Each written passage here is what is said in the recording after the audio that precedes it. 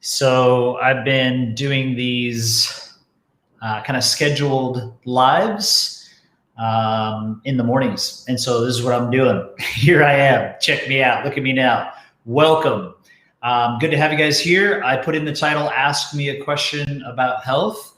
So I want to answer any questions you guys have. And before that, I'll just kind of ramble on about life in general and health and all things healing.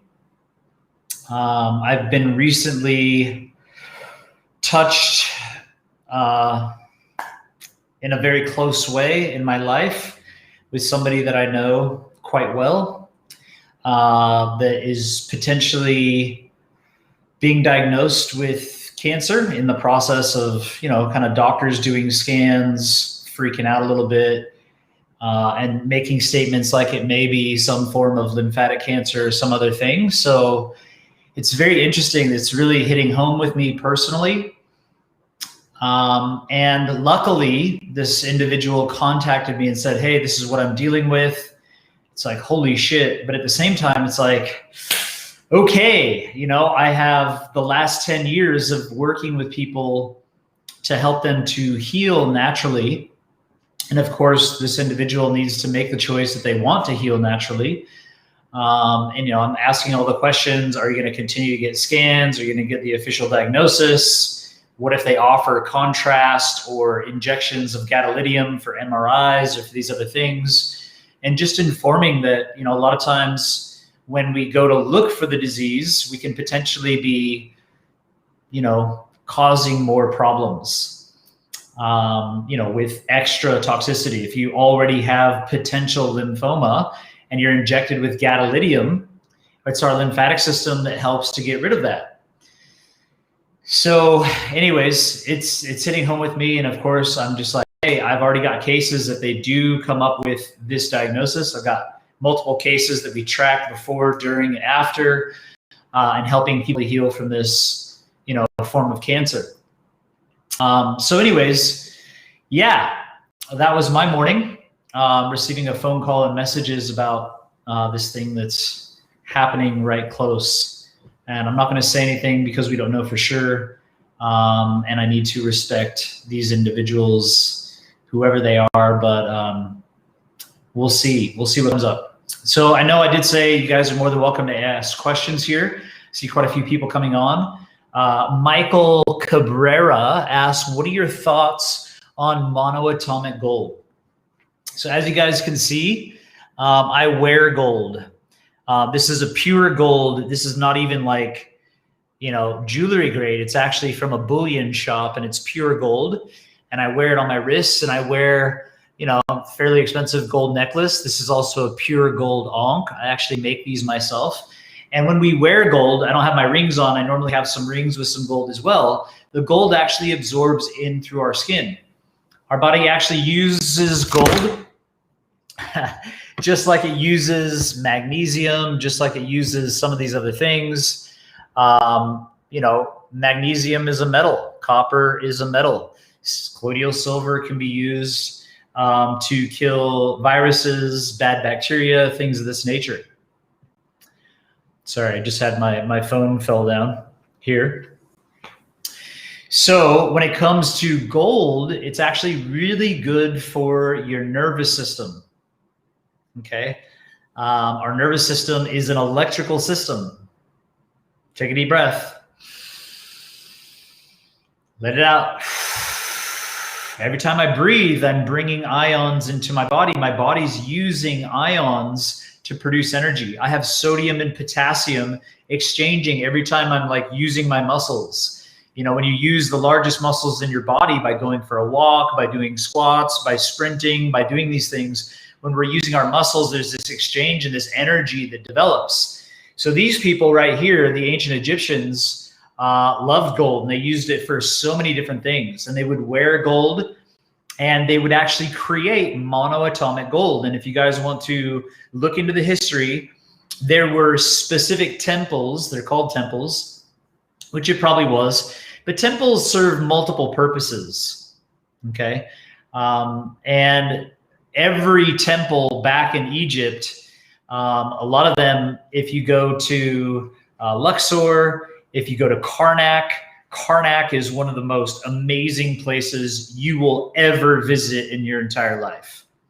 If you're at all tapped in, or even if you're not, if you just go to Karnak in Egypt and walk in and just walk around and observe things, especially if you're with a group of people, because other people are going to have experiences. Karnak is an absolutely amazing place, but every temple in Egypt was, in a sense, a hospital. It's called the House of Life, per Ankhs. So the symbol for house or temple was this kind of like rectangle with an opening, and the way it sounded is P-E-R, per, and Ankh. So Per Ankh was the House of Life, and every temple had a House of Life where individuals would go there to heal. At the House of Life, if you were sick, they knew that it was always related to some mental and emotional things that were also going on. And typically what would happen is they would put you through a 3-day process. And over a 3-day period, you would be in silence. It was like going to your room. You were sick, you go to your room and you really think about, and what happens is in life in general, when I go to work and I'm doing my regular things, a lot of times I can tell myself a story about people and the world and all these things, and I get caught up in my own bullshit. And the way the ancient Egyptians dealt with that is like when you actually just go into silence, have the time and the space, your mind works out all the bullshit. You tell yourself the story, you tell yourself the story, and then you start to see the perspectives, and then you like work it out, and you're like, oh, actually, you know. And what happens is we go from these places of frustration and shame and depression and not feeling worthy and all these types of issues that are underlying, and they come to the surface, and we're able to clear it in a very short period of time. And we work out our own mind stuff. And during those 3 days, they were also fasting. And the cool thing is about, the science today shows that 3 days of a fast, 3 days of like silence, isolation, and fasting, what happens, our body goes into ketosis. And as our body's burning our own fat in ketosis through the process of fasting, there's a release from fat called embryonic style stem cells. And these stem cells will actually repair the body. But first and foremost, these stem cells become our immune system. So inside of our immune system, we have something called lymphocytes that are like in the lymph nodes that are getting rid of bacteria and viruses and killing parasites and doing all kinds of things. We have monocytes, we have eosinophils. Eosinophils are specifically there to kill parasites. We have all these qualities of the immune system that sometimes get lowered, and we have immune insufficiency. So believe it or not, 3 days of a fast will completely reset your immune system. And this is what I do for a living. I guide people through fasting and detox retreats and helping them to heal themselves. And you can see it. I'll have somebody get a blood test, and you can see their white cell count, and you can see the qualities of lymphocytes, eosinophils, monocytes, all these immune qualities. And you can see them proliferate and go back up literally within 3 to 4 days. And this won't happen with just 1 day of a water fast, because our body produces a natural enzyme called pKa, which suppresses the uptake of these stem cells. The stem cells can be used in the gut for regeneration of the gut, which is really good. So even doing a 16-hour, 18-hour intermittent fast, 24 hours, 48 hours, can be really good for your digestive system, because it gives the body a break. It allows for digestion to take place. Of course, if you support detoxification with, doing a salt flush or making sure your digestive system's moving, sometimes doing enemas or even going and having a colonic, that really cleans everything out and allows these stem cells to regenerate some of the digestive system, which is great. But if you want to reset your immune system, you got to go through this process of 3 days. So I know I'm bouncing around here a little bit, but essentially back in ancient Egypt, the temples were libraries. Okay, so if you go to even ancient Egypt, I went to Dendara. I took a whole group of people. I've been with 2 groups, and I snuck off and took people underground. And you can see that there's older temples underneath the new temples. Temples for thousands and thousands of years were just built on top of each other. And a lot of the temples used to be big temples on top with major underground facilities. And now there's ground penetrating radar where they go across, the Giza Plateau in different areas. And they're like, holy shit, there's massive maze-like temples with multiple layers under the ground, like whole cities. This is legit. And if you ever had the chance to go to something called the Ozarian, above ground, you'll be able to look down, and they have the flower of life literally laser etched into pure granite. You can't do it any other way. I've been up and I've touched it and I've looked at it, and it's just like, it is not hieroglyph. It's not carving. It's laser etched underground, happened thousands and thousands of years ago. Whole groups of people have seen this. There's photos online. You can check it out. The only way this could be done with lasers, thousands of years ago. So there's so much more to ancient Egypt we don't know. And the ceiling of the Ozarian, which you can see with your own eyes, are big 500-ton blocks of granite. Even this day, we could not lift a 500-ton block of granite, okay? Cranes are not designed, even the biggest cranes in the world in Dubai and different places, like, it's nearly impossible. And what you got to understand is the ceiling of the underground temple was a 500-ton block of granite stacked twice. 500 tons and another 500 tons, 2 layers of a ceiling. What? Who does that? Why would you have a ceiling with a 500-ton block of granite and another one? Whoa. Why? That would take so much energy, so much design work and capacity of whatever, unless you had some super, super duper advanced technology. Why would you do that? Unless you were creating some kind of bunker or some type of isolated experience. I don't know if you guys know this, but granite is also full of quartz crystal, which also creates a really energetic, electromagnetic kind of vibe that can be very healing. And if you look at the pyramid is multiple tools, has multiple capacities, but it's also the Sekhem chamber, which they call the King's Chamber. The Sekhem chamber, which Sekhem comes from Sekhmet, who was the wife of Ptah. Sekhmet was one of the original, let's call it writers or discoverers or teachers of how the body works. We are electromagnetic beings, and how to cultivate this electromagnetic energy, how to channel it through the body for regeneration and for healing. And she actually developed, I don't know if she developed the tools specifically, but these tools come from Sekhmet. Every temple was a healing center. Every temple had a massive underground library. Okay? The Temple of Men-Nefer, which we call Memphis, was one of the largest libraries in the world. Okay? Which my father was the curator of that library. And then we hear about Alexandria and the Alexandrian library being absolutely massive and amazing, and all of the burning and all the destruction and all the stealing of some of the greatest wisdom of our ancestors. And a lot of the best of the books that go back tens of thousands of years are now housed in one of the greatest libraries, which is the Vatican. And it's protected under guard, and it's sealed, and it's, temperature controlled and oxygen controlled and all these different things. And these are literally the records of our ancestors that we don't have access to. So that we have no idea who we are, where we come from, and we're just spoon-fed some bullshit lies about who we are, where we come from. Anyways, I'm a little bit off track. And this is from a single question about monoatomic gold. So the ancient Egyptians used to mine gold. We know this. The gold was on the walls. It was in the hieroglyphs. It was used. You know, I have an Egyptian crown that I made out of gold. I'll show you guys just for fun.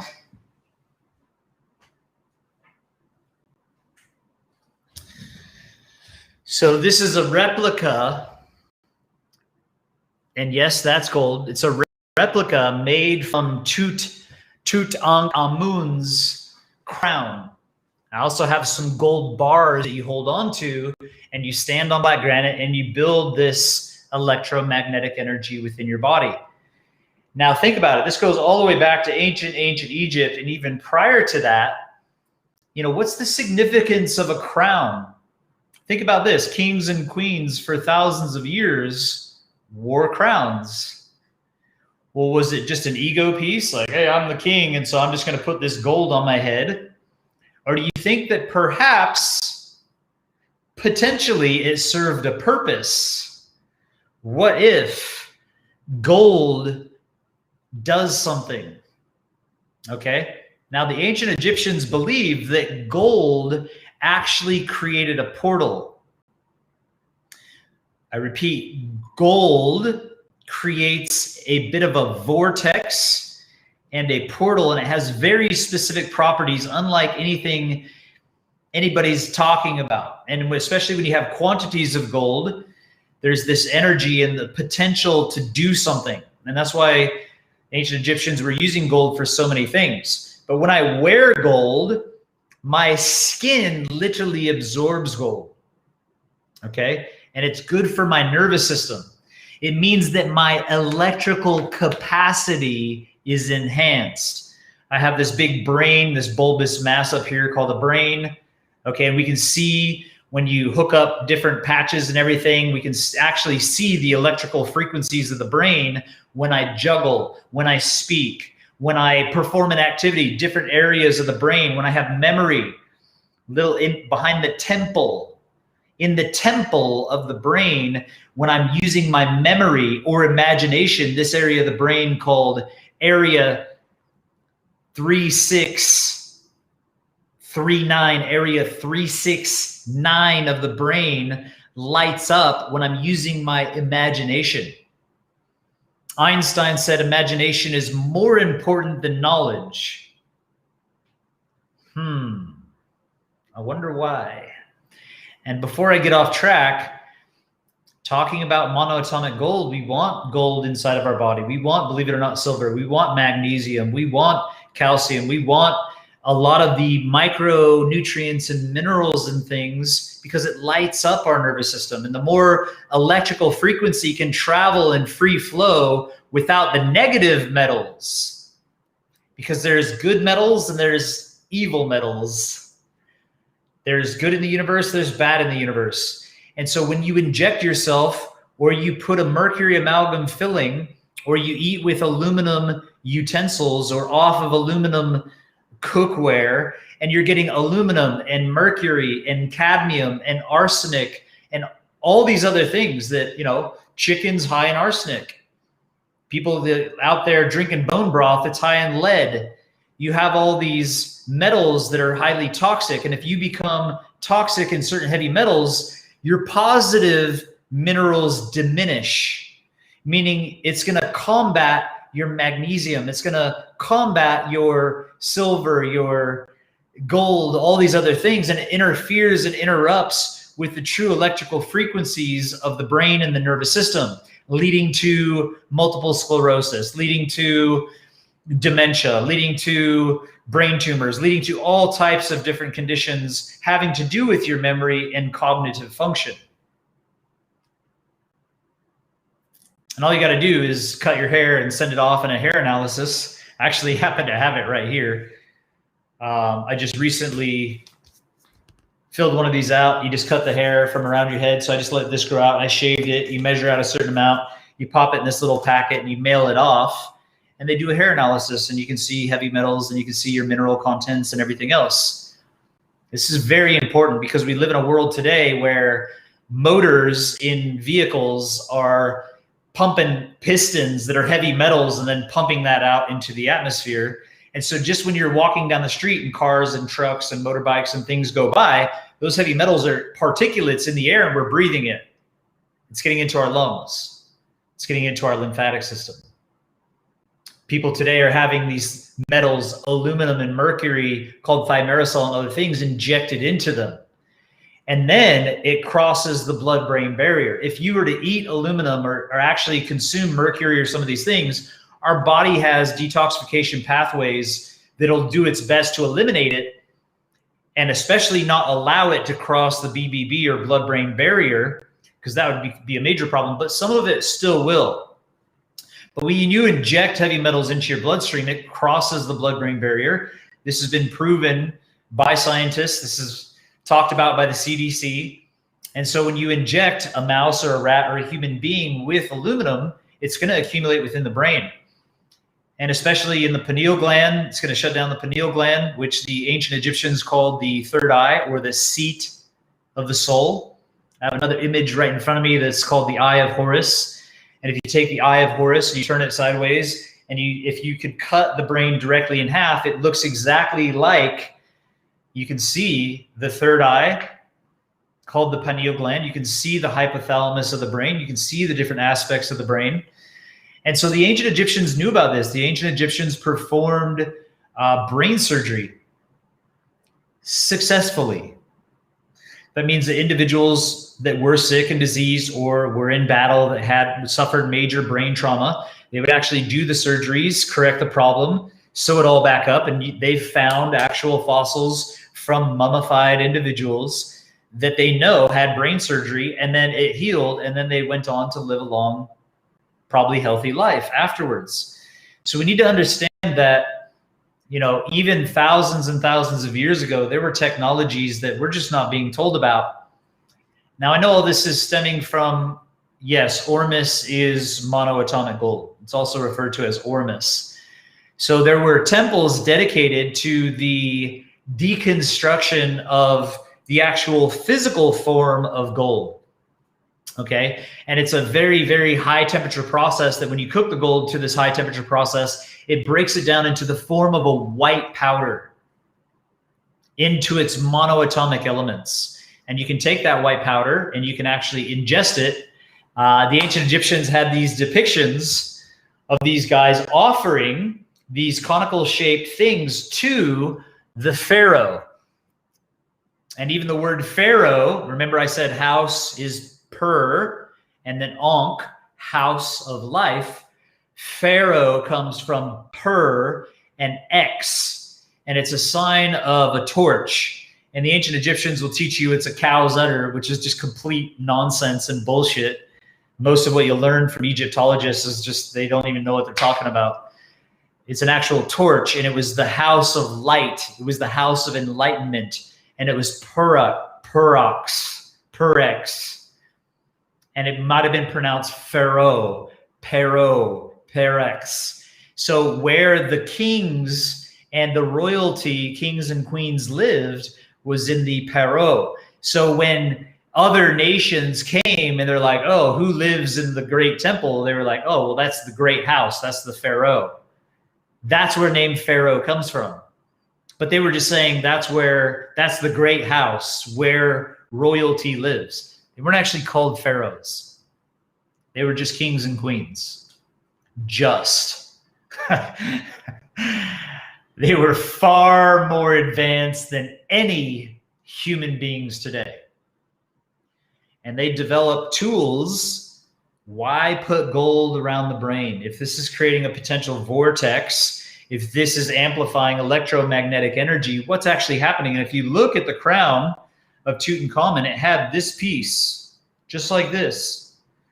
And when you do your research, you'll find out that we have a left hemisphere and right hemisphere, and there's a divide between the left and right, creating duality. And part of the process of our evolution is to become unified. When the positive and negative are working together, then we have the true flow and the generation that takes place. Okay?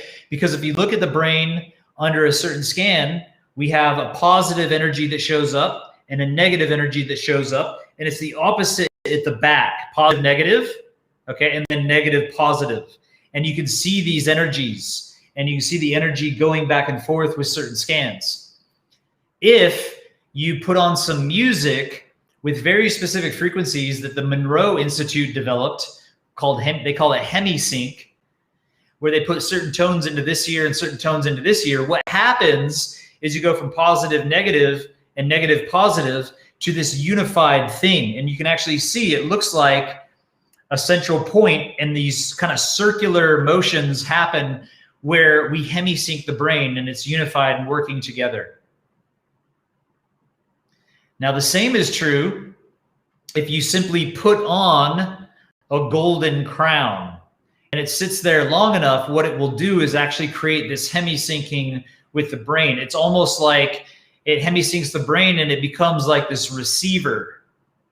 What if only kings and queens were allowed to wear crowns? And this is true in many nations all around the world. If you were caught walking around wearing a crown, they would cut your head off unless you were of royal blood. What were they afraid of? What is it that this thing can do? And luckily now we live in a day and age where I can make my own gold crown and do whatever I want. Nobody's going to come cut my head off. Now think about gold running back and forth along a line that divides the left and right hemisphere. It's a channel of energy, and this is talked about by science, and they show this, that there's this channel of energy that runs in between the two sectors of the brain. And I believe that the crown actually unified that energy. And if you look, this image right here, Tut Ankh Amun. If you look underneath what's going on here, they were hiding it. They were wearing a cloth to actually hide what was really going on underneath. But nowadays, you can go to the Cairo Museum and it's on display and you can go and look at it. The actual crown is there. And I've been there, I've measured it, I've looked at it, I've gotten photos of it, and I've replicated it. And originally, I made this crown with a full replica because the original one has the vulture and the snake. And there's a very specific reason for this, okay? I'm not gonna get into that, but I made the crown with the actual vulture and snake in mind, and I had it actually attached to this. But it just, I don't know, it wasn't vibing.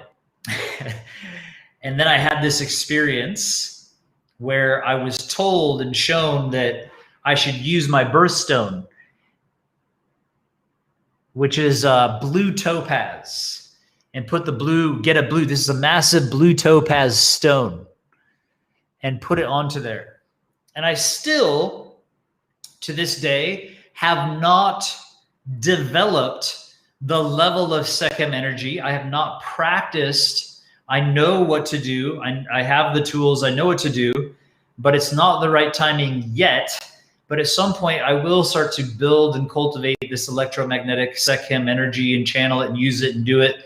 And you can see the images that I'm talking about. Every single temple in Egypt, if you look out front, it shows this individual holding gold bars. As well grab mine if you guys want to see them, because I'm show and tell today. Apparently wasn't my plan. I was just going to answer some health questions, and I got stuck on one question talking about monoatomic gold. So I also had these developed, and I've taken these to Egypt. I've taken these into the pyramid. I've taken people to the subterranean chamber, Queen's chamber. I took a gold crystal bowl, which I also have right over there. And we were focusing on our sound body in the Queen's chamber. And then we went up to the Sekhem chamber. And we had an opportunity to actually get inside this box while doing some pretty rockin' stuff. But you can see this. So that's an image of the Eye of Horus. And again, these bars have been around the world and they're very beat up. You can see the Ankh on one side and the Eye of Horus on the other. These are the tools that I make. Why do I make these? Because eventually I'll be using these things to cultivate this energy ready for the next stage of our evolution, which is coming very soon. When I say very soon, That depends on many factors. And of course, we need to actually be being about this work, healing ourselves, cleaning out the heavy metals, cleaning out the toxicity, eating the right types of foods, matching the vibration of a higher frequency, and then start to cultivate. First, we need to lay a solid foundation and be healthy and heal ourselves. And then we can start to focus on groups of people, building each other up. One thing I will say is that apples specifically are high in monoatomic gold. When they said an apple a day keeps the doctor away, when you cut an apple open, it's got this big 5-pointed star, okay? And it's the pectins inside of the apple and the microscopic fibers and pectins that come into our body, into our lymphatic system, into every part of the body and literally bind heavy metals. Mercury, aluminum, cadmium, arsenic, all these negative metals, barium. There's so many different things that, people are walking around with depression, anxiety, afraid to be in crowds, just having these weird experiences. And it's because of the heavy metals. The direct symptom of heavy metal toxicity is feeling depression, anxiety, and not wanting to be in groups of people, which is the opposite of what the natural human experience is about. Natural human experience, we should be wanting to be around people, wanting to grow, have conversations, party, so to speak, and get together and love each other and grow together. And we're moving into the opposite direction of seclusion and lockdown. There's so many people right now, couldn't be more stoked. Oh, lockdown, great. I don't have to see anybody, great. I don't have to go to work, great. I can just lock myself in my room and order and watch Netflix and order food and have it delivered, great.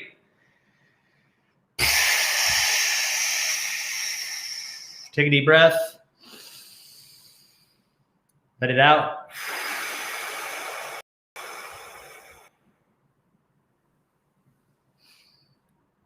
Apples.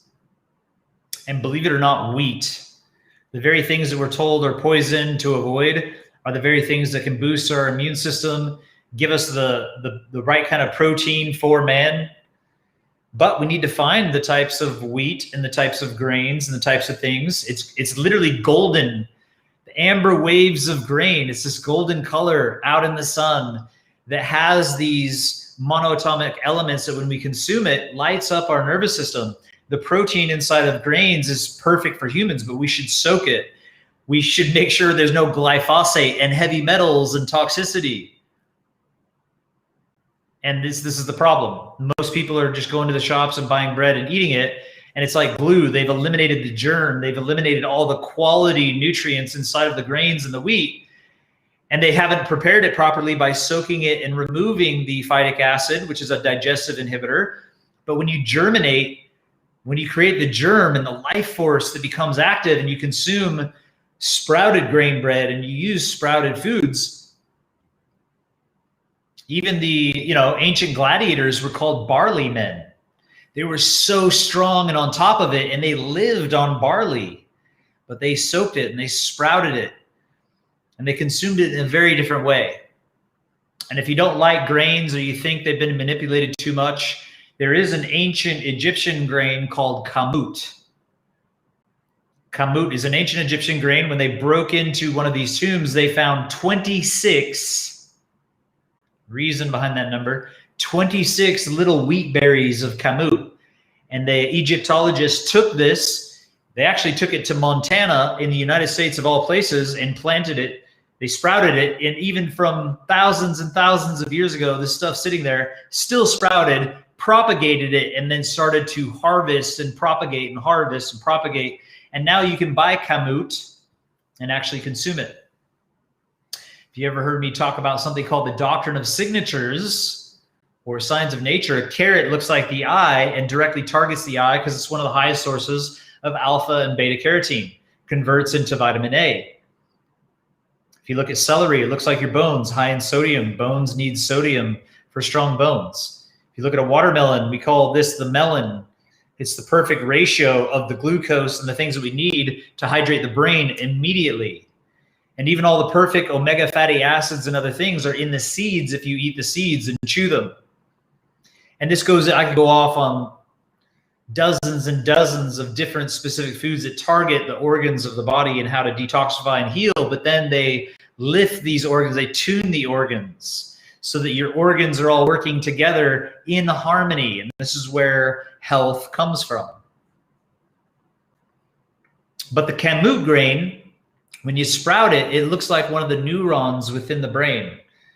And if you can have the capacity, the ears to hear, the eyes to see what I'm talking about, when you sprout these things, it looks like the neurons of the brain. And when you start to consume the ancient grains, especially this one called kamut that was a part of the Egyptian culture and society for tens of thousands of years and then was completely lost and then repropagated, when you consume that and your body becomes free and clear and healthy and you've detoxified the heavy metals and the stuff, there is information downloads from that grain about our ancient past.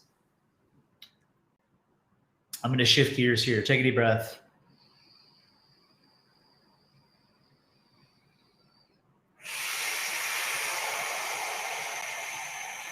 Yes, I've got some people posting here. Is anyone among you sick? Then he must call for the elders of the church, and they are to pray over him, anointing him with oil in the name of the Lord. So obviously we have some Christians here sharing some information. You know, there's this guy that we call Jesus, probably wasn't his actual name, but maybe Yeshua, Joshua, or whatever his name was. He was born under a very specific star sign, and there were magi, okay, who were a specific group of people who were very in tune. The magi, which probably came from Zoroastrianism, but were trained in these types of things, read the stars, and they saw that this individual would be born and he would be the greatest king ever born on earth, the King of Kings. And so they followed the stars, and these three magi brought frankincense, myrrh, and gold. Again, we come back to this gold. Gold is used for so many things. This is why gold is so valuable. It actually is one of the most precious things on earth.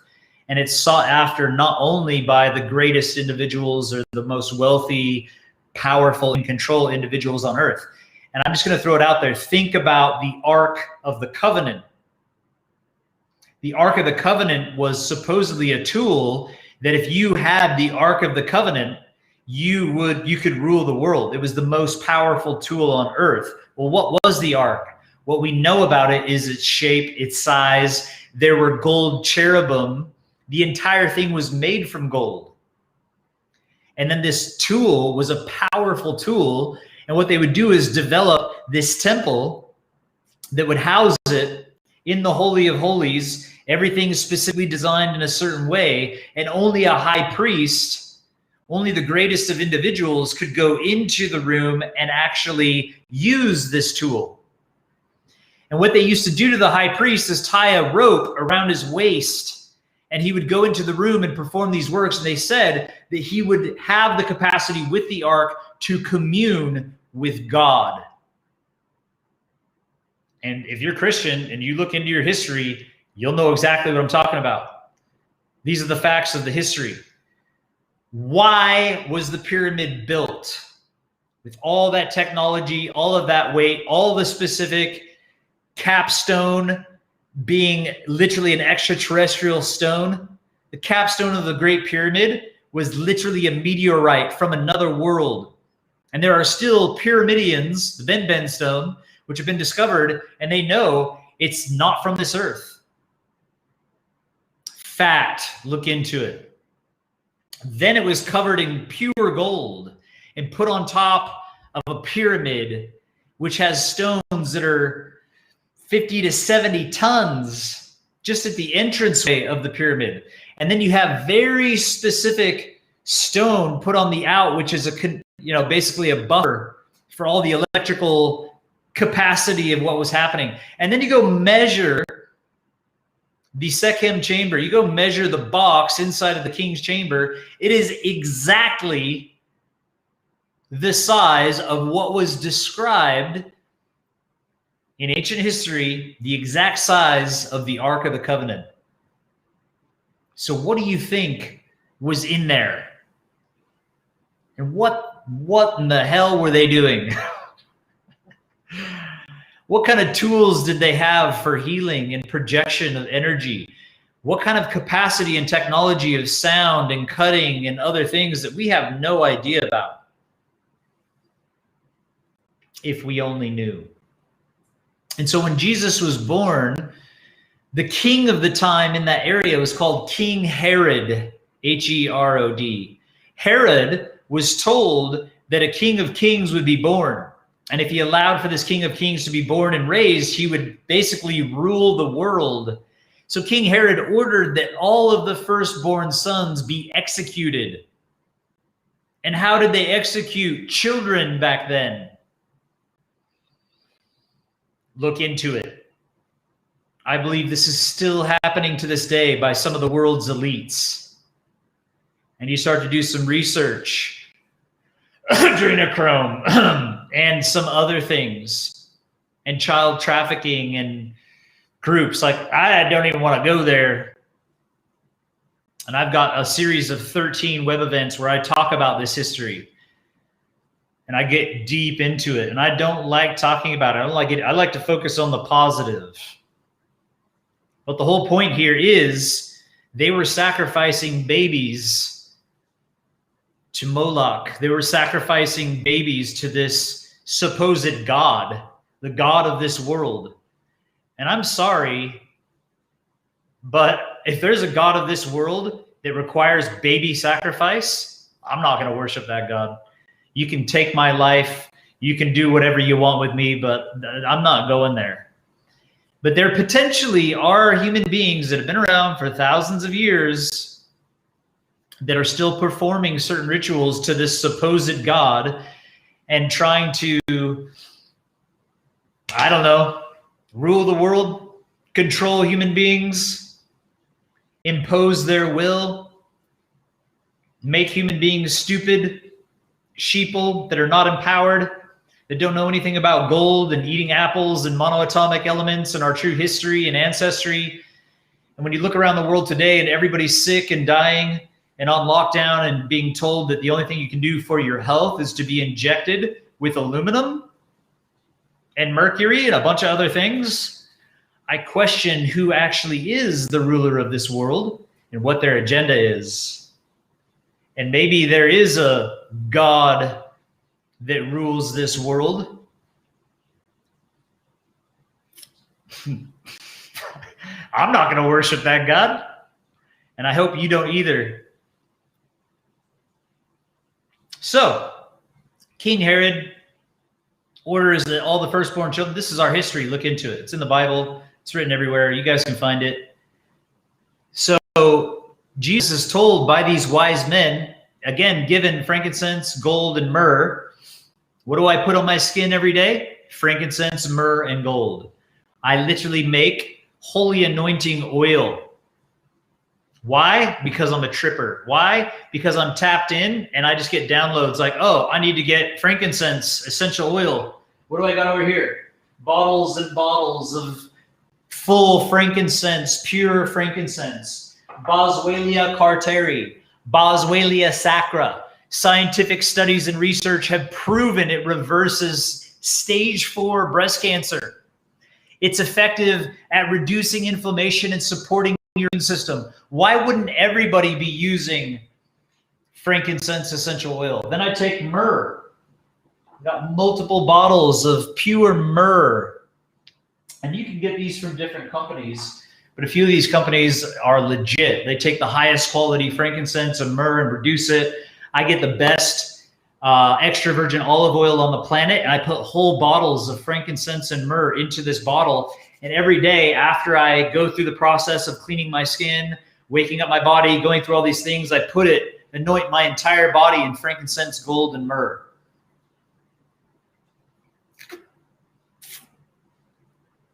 To stay healthy.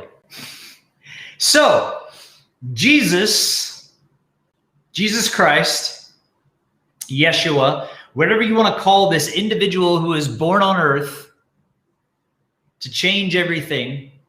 Even our timeline is based on this. We talk about BC, before Christ, AD, after death. Everything, our calendar, everything is based on this. How could you not believe that, you know, at least there was something going on back then? And there's a lot of symbology that's been passed down over the times. How do you put the gold in there in a powder? There's a process by which you can make monoatomic, pure monoatomic gold. But I'm telling you, eat apples, buy golden apples, also referred to as yellow apples. But whether it's yellow, red, or green, it contains monatomic elements of gold. You don't need to go through these big processes.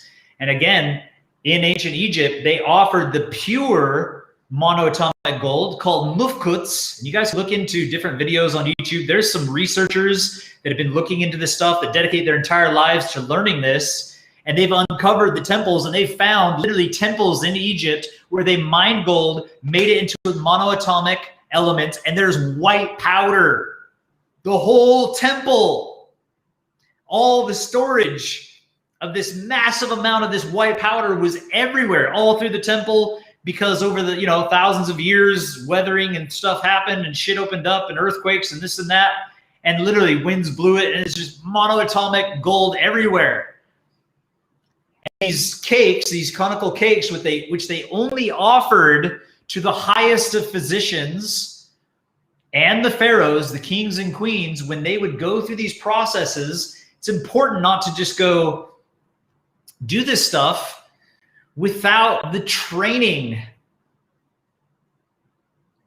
There's so many people in this world today like, oh yeah, I'm gonna go do some ayahuasca, I'm gonna go do some LSD, I'm gonna go do all these things.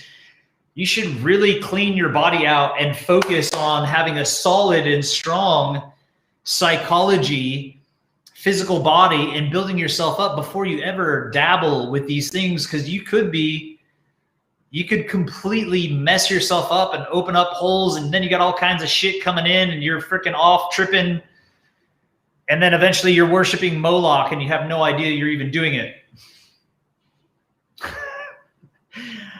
And you know, most of you guys probably have no fucking clue what I'm talking about. And it's unfortunate. Every day I get up, every day I've dedicated my entire life to teaching human beings and helping people based on the ancient Egyptian 5-step process of human evolution. It's called the ancient Egyptian physical culture. These were the most powerful people on earth. Pythagoras, look into the history of Pythagoras. Pythagoras went to Egypt at 18 years of age because the Greeks and the most knowledgeable people on planet Earth couldn't offer him anything. Everybody was stupid compared to this guy named Pythagoras, which wasn't his original name, but he changed it to Pythagoras, which is actually a code. And if you look at Pythagorean's triangle with the 10 different steps and you put his name into it, it unlocks something. Anyways, that's for those that want to go down that track. Pythagoras at 18 went to Egypt, was denied 3 times. One of the greatest individuals of all times was denied 3 times. Go away, go somewhere else. He kept saying, no, I can't go anywhere else. You guys are it, I have to. And they were like, the things they were doing to Pythagoras, anybody would just be like, I can't deal with this, I'm leaving. They won't accept me. But he would not. He stuck with it. And they said to him, here, take this triangle, square, circle, go out into the desert and fast for 40 days and 40 nights on water only. And if you're willing to do that, we will accept you into the greatest school of initiation. The same type of school, I'm sure, Jesus Christ went through. Remember, Herod wanted to kill all the firstborn children. What did they say? They said, take Jesus to Egypt.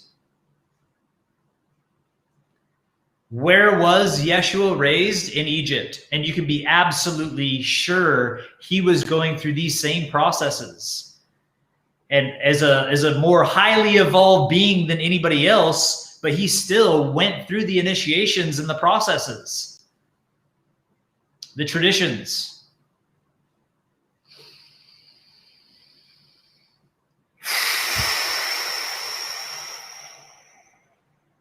So where am I going with this?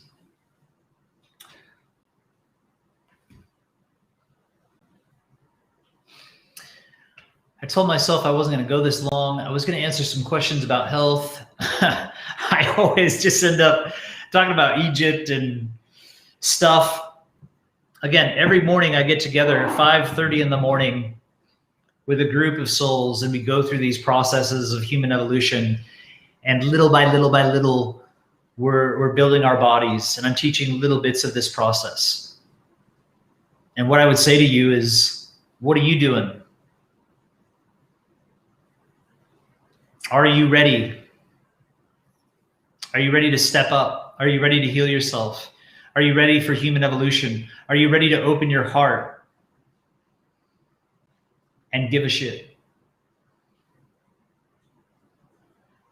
Is your body, mind, and spirit prepared for what's to come?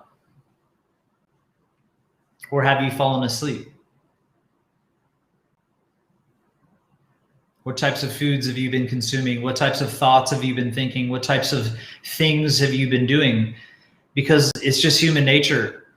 If you allow yourself to get a little bit off track, then we justify and we justify and we get a little more off track. We get a little more off track. Before we know it, who knows what types of things human beings are doing with their time and their space and their energy. And is that the greatest thing for you? Is it serving you? And if it's not, it's killing you. If you're not wholly and truly committed to a process of growth and human evolution and love and caring and joy and compassion and being around a group of people with a like mind to evolve and support and motivate each other, then you might just get caught up with a group of people or no people and get demotivated and off track. And before you know it, who knows what types of things you're putting your attention and time and mind set into. The negative things, these are the demons. So many people full of parasites, full of negative thoughts and depression, anxiety and shame. It's time to wake up.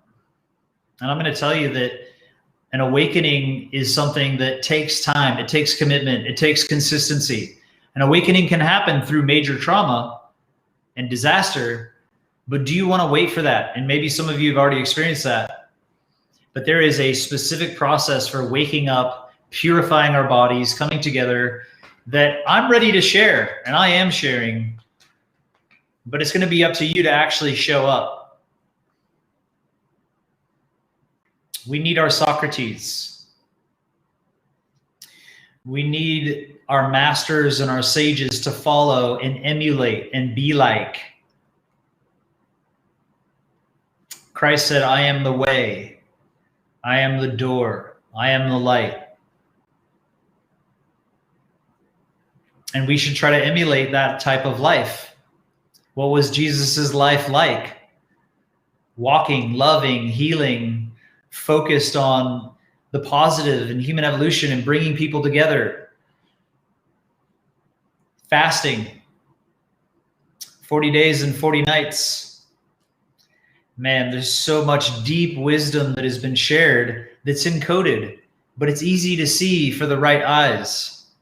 But we have to fast and pray, it says. We have to fast and pray. We have to build our bodies up. We got to get rid of the darkness. Cleanliness is next to godliness. God cannot reside in a temple that is filthy. What is your temple full of? And, I'm not claiming to be perfect in any means whatsoever.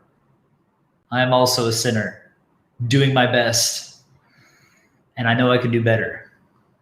And I know that together we're better. I know it's about community and love and support. Imagine if you could show up every day.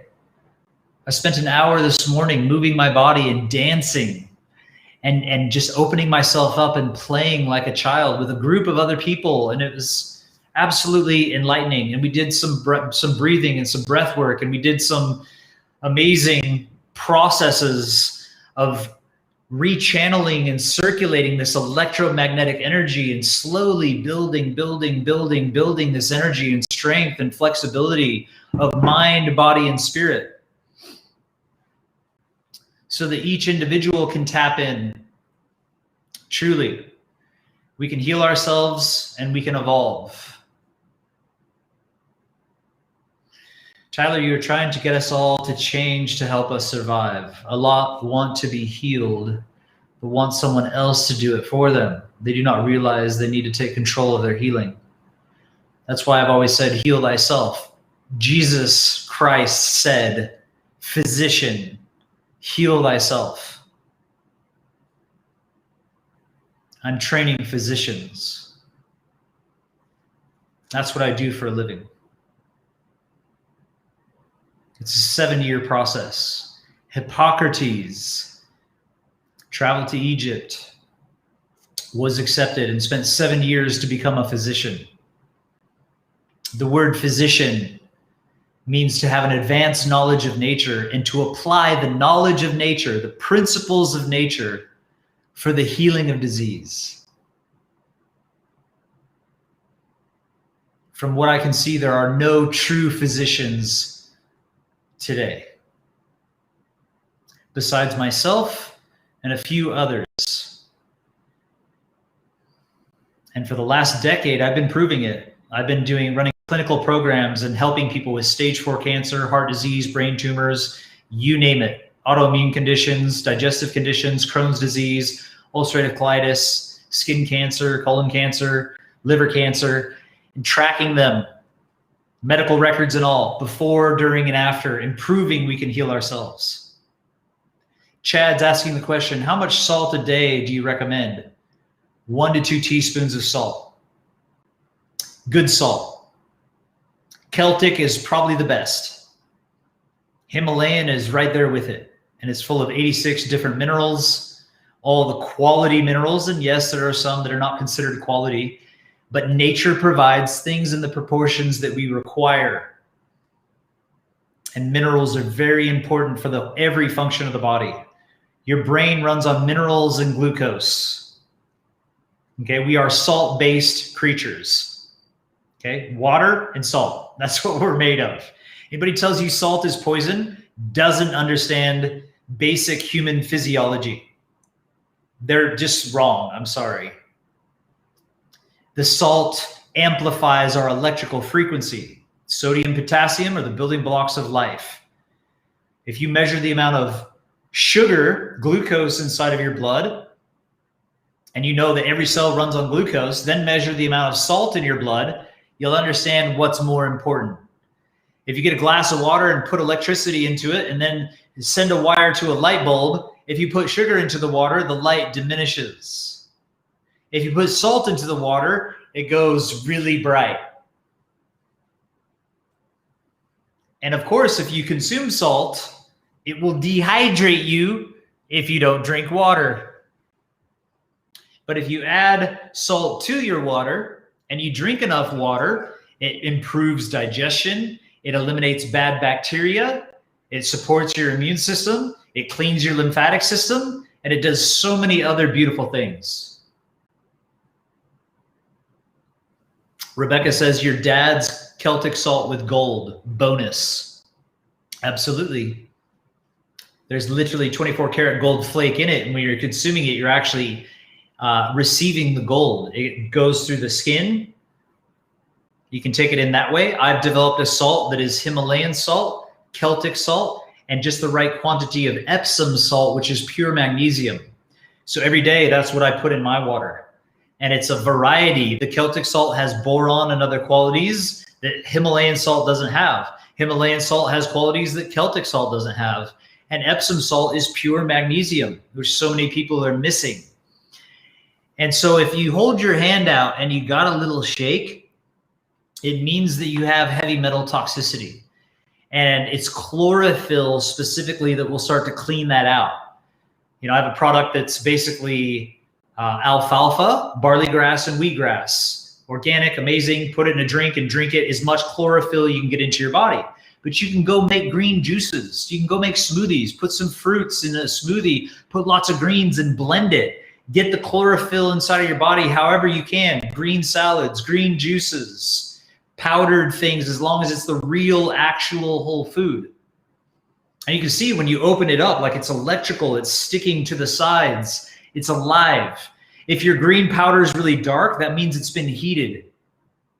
If it's really light, that means it wasn't heat treated. That's the way it should look. And you know, I'm the type of person, I don't eat a lot of salads. So I need to be putting those types of things and drinking it and consuming it more often. I've gone way over time. I have a consult with a child who's really sick, and I apologize because I should be on that consult right now. I've got to go. There's people out in the world dying today that need some assistance and some help. If you're ever interested in becoming a true physician, watch this space, show up to my free events. This is what I do. I train people how to heal using the art of nature, essential oils, whole foods, mindset, deep detoxification processes. And then once we get to a place of being healed, I'll teach a system for human evolution so that we can, in the next probably 7 years, become superheroes, truly embody that state, and then become the wicked individuals who are truly ruling and running the planet to this day. Things are going to shift. And if Jesus comes back, hallelujah. But I'm not going to wait for that. I choose to awaken the Christ consciousness within me. And if you're ready for the same, let's go. TylerTolman.com. Get on my email list. Let's chat. I love you. Go for a walk. Drink more water. Love yourself. Forgive yourself. Love yourself. Love the people around you. I'll see you soon. Have a beautiful day.